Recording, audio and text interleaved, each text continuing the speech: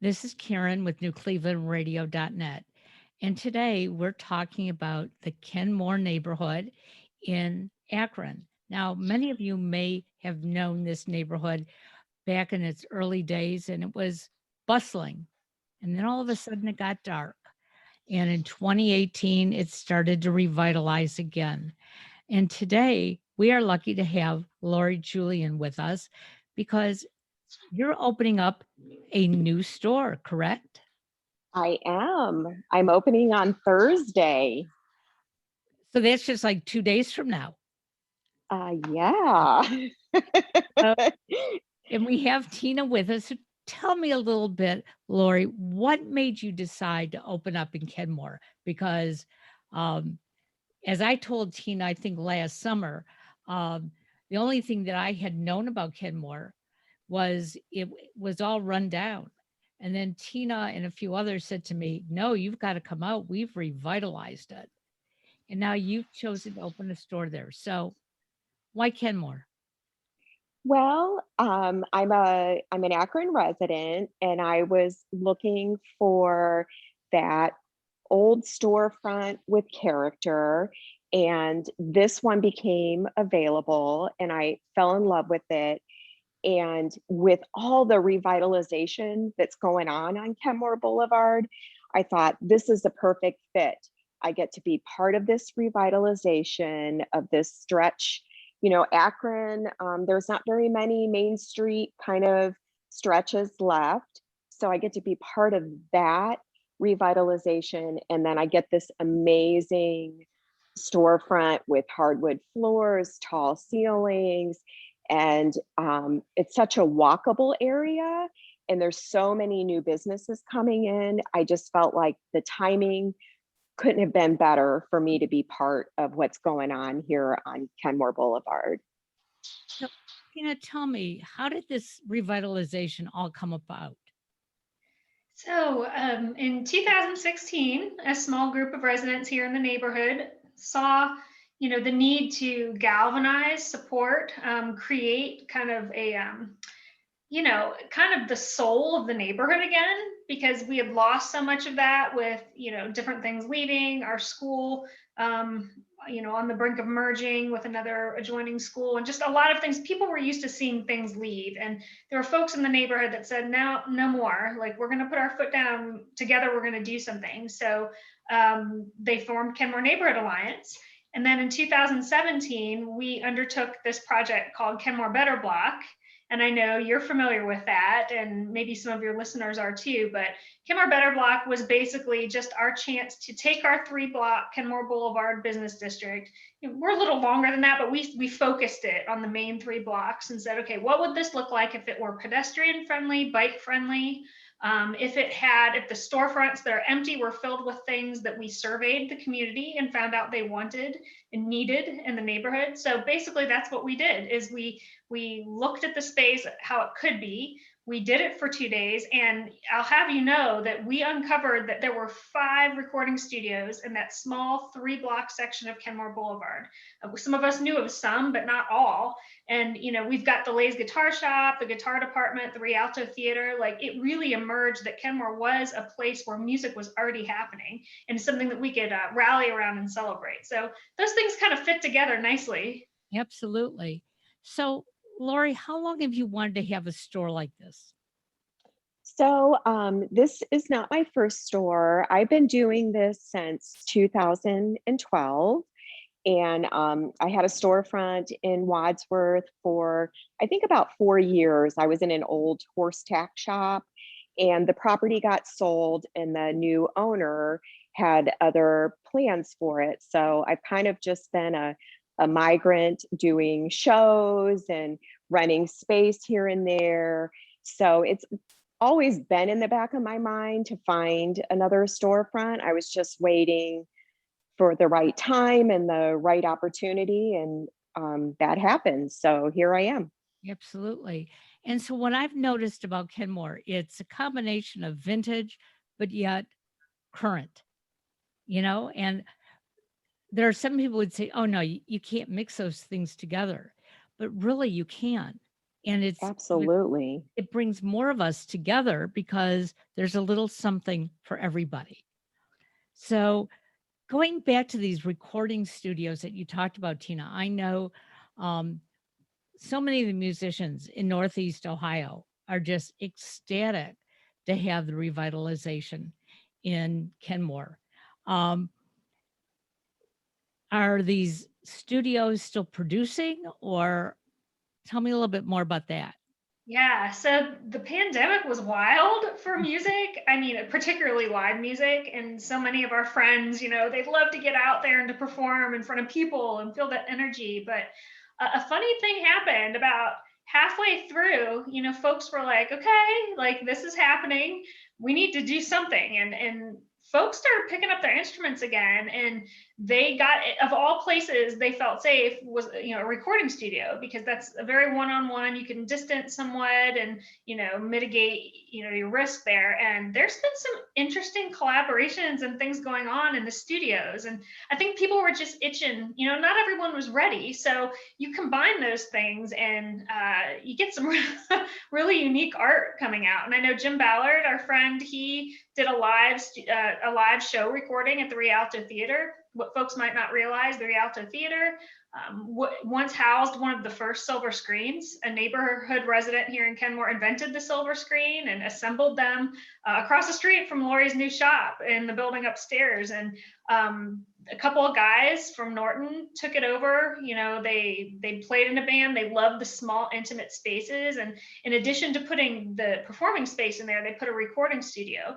So folks who want to record and still have that live feel to their albums, like Jim and the Strangs, they did a streaming show and recorded the whole thing for their latest album. So they're really creative ways that these guys got in and got their business done and got some good stuff produced in the process.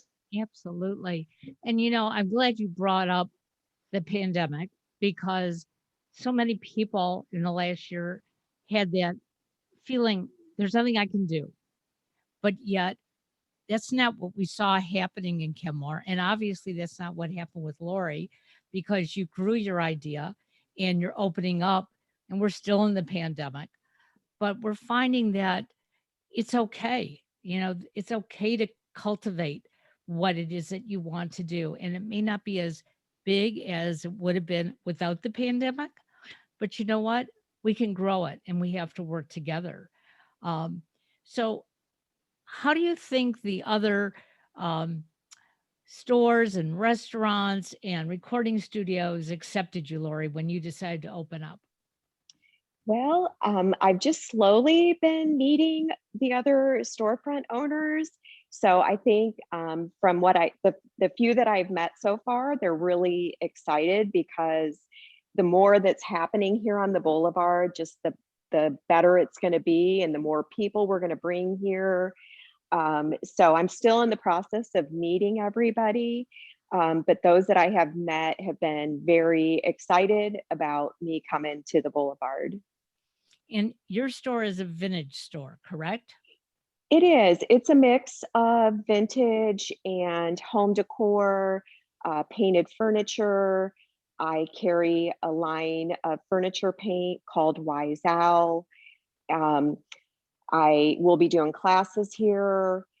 I'm not alone. I couldn't do this alone, or maybe I could. I don't want to. I have some really creative and talented vendors who are joining me. So they're going to, like you say, you want something for everybody. And I wanted to be able to do that without, you can only do so much. There's only so many hours in the day. So why do it all when there's so many creative people around me that can help fill in and just really make this space where people want to come in and shop, and they can buy a gift, or they can buy, they can furnish their home, they can take a class. So I really wanted it to be a little something for everybody. I love that. And that to me, I think, was the vision, Tina, that the neighborhood had when you started revitalizing Kenmore Boulevard. Was did you have an actual vision that, first day that you all sat down and said, okay, this is what we want to do? So, everyone perceives things a little differently. I know, and I knew in my gut some of the things that were missing on the boulevard. The food for sure. And the coffee, like food and coffee. Those are the number two, one and two things that people ask for during the Better Block surveys. But I'll tell you, one of the things that emerged in talking to some of the business owners, particularly the guitar shop owners, was that there wasn't enough for women on the boulevard, which is so interesting, right? I know this because I know where I have to go to buy gifts and that sort of thing. And I've always wanted something like what Laura's doing close to me. But the guitar shop owners, they need to give these shoppers, significant others, something to do while they're considering, if you see anyone go into the guitar department, like they pick up no less than like 3 to 5 guitars and they just fiddle around, and not everyone has patience for that. So I will tell you that I know Ed Mihalik from the guitar department is very pleased that Marigold Soul is coming to Kenmore Boulevard. Well, I know that when we came down there last summer for the first outdoor concert, I was so impressed with not just the musicians, because the musicians had it down and they were great, but the people who came to the concert. Everybody was so respectful of wearing a mask, keeping the distance, but yet you felt like you were part of that whole crowd, even if you were on the opposite side waving to each other. Um, and that's the camaraderie that so many of us miss when we're living in the suburbs, where every house basically looks the same and we have a big box store on the corner. Um, so what do you see between the two of you, Lori, opening up your new store, and Tina, about how this can even grow maybe beyond the 3 blocks? I'll let Tina take this one first. Goodness. Well, I'm with you, Karen. Like I've done the suburban thing, and I'll tell you, I had quite a good life in the suburbs, and frankly, in a lot of ways, it was easier because those things were, all over the place. But I had to drive there. I had to drive and park in the back of a big, long, deep parking lot to get anything I needed. And we had great friends in our neighborhood, but our houses all looked alike. And I would go to my job in Akron and then drive home to my suburban home and just think, man, like it feels like I want to keep giving back there, but then I'm over here. So I've always had that kind of sense of, living my life in one place kind of thing. And I know, and Lori can speak to this too, because I know your family's similar. When our family goes on vacation, we love to go to places where we can park our car and just leave it the whole week. We walk to our beach from our little house on the beach block, and we take a trolley to get to, the boardwalk up the street, and I run on the beach, like there's something to be said that we shouldn't have to travel to places that give us the opportunity to walk and be with other people, just, without having to plan it. My favorite thing, and this is what I tell people, I know we've succeeded if I can go down to Kenmore Boulevard and have a meal with my family, have a beer, listen to live music, and run into at least 2 or 3 of my friends consistently on a Friday night. Like that's kind of the vision we have. And, I think little by little, those pieces are starting to come together. I lived here back when Rolling Acres was still where Amazon is now. And, it was different up there, but the bustle of having a neighborhood that offered everything within its confines, that breeds a lot of emotional connection. And I feel like a lot of our neighborhoods have lost that emotional connection, which is why you hear of so many people leaving Akron for the suburbs. We're trying to bring that emotional connection to place back. I love that. And Lori, is that how you feel as well? I do.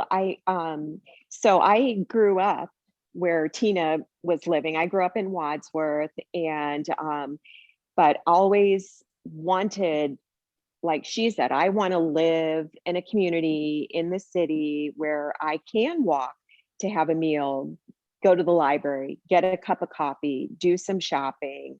And Akron we've got some pockets throughout Akron that has that. So I'm just excited that here's one more pocket that's going to be a fun, safe place for people to come and gather and shop and, come together. So I'm excited about it.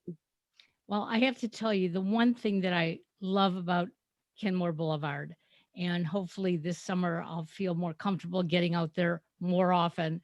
Um, I have family that live up in Saratoga Springs, New York, and Saratoga Springs is bigger than Kenmore Boulevard, but it has that same concept. Okay, there's music halls, there's bars, there's restaurants, there's coffee shops, and people walk. Okay, and when you go up there for a visit, even if you are driving to that area, you drop your car off, and the whole day you're walking and you're running into people that you know, or you're meeting new and interesting people. We need that again. And that's what I love about Kenmore Boulevard. That's what I loved about coming to the concert that night. I made so many friends, and I don't think it was because I was taking their pictures. It was because I was talking to them about how wonderful it was to be alive and hear everything that we were hearing that night. And I know that you had more concerts after that. So what do we have coming up? Anything exciting that we can tickle somebody's fancy with right now?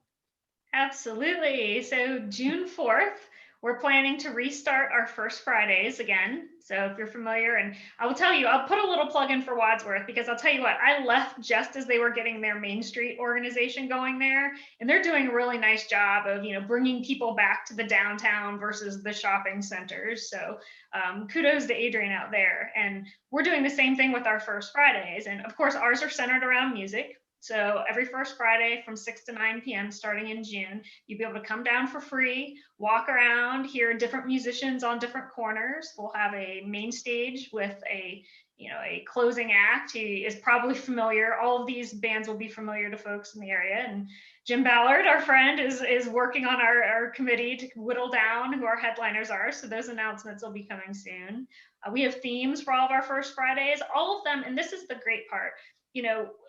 You can come down and do all of these things for free, but there's always ways for you to engage with the businesses that are there. So often I think in this neighborhood, we're used to having events where, people just go door to door with a candy basket. And this is not that. This is engaging.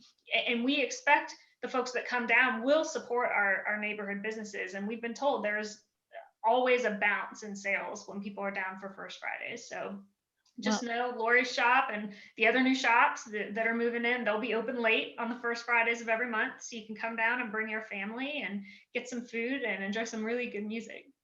Well, when you're walking around and you see something that you most likely are not going to get at Target or online, it's exciting. Okay. And I even find that when my husband and I come to towns that are like Kenmore Boulevard, he never says no to me. Now we could be walking through Target and he'll say, no, you don't need that.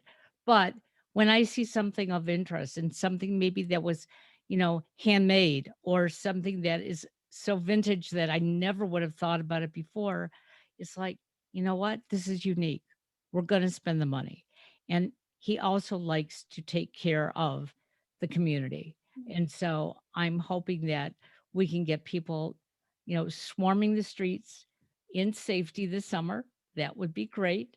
And again, when does First Friday start? June 4th, 6 to 9 p.m. We're on Kenmore Boulevard. You can't miss us. Pretty much 13th to 16th Street. You can walk up and down the sidewalk and see something new and engaging pretty much every step you take. And Lori, your store opens in 2 days. So it's not an April Fool's Day joke. It's really right? No, it's for real. Now I'm hoping the snow that is expected is an April Fool's joke. Well, even if it snows, I don't think we're going to get much snow because it's supposed to warm up right after that anyway. So we're going to be thinking about you on Thursday. We'll get Thank you. down there as soon as we can. My husband says he can't take me away from my recording, so I'm typically locked in my studio, but that's okay.